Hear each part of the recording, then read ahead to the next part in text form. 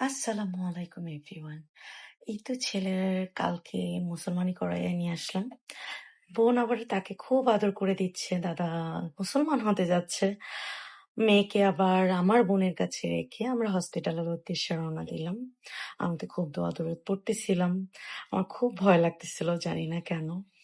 হসপিটালে ঢোকার পরে সব ফর্মালিটি করে তাকে ভেতরে নিয়ে বসানো হলো এবং তাকে কিছুক্ষণ ড্র করতে দেওয়া হয়েছে। ড্রেস চেঞ্জ করেই তো নিয়ে যাচ্ছে। তো ওইখানে খেলার একটা রুম ছিল বাচ্চাদের জন্য, যাতে ওরা ভুলে থাকতে পারে। সে তো মনে করতেছে কিছুই না, আমাকে খেলতে নিয়ে আসছে। বাট আলহামদুলিল্লাহ, ফাইনালি আমার মনে আশা পূর্ণ হয়েছে। আমি আমার ছেলের মুসলমানিটা করানো সফল হয়েছি। এই তো তাকে এখন নিয়ে যাবে ভেতরে, একমাত্র ওর বাবাই যেতে পারবে। আমি ওটিতে যেতে পারিনি।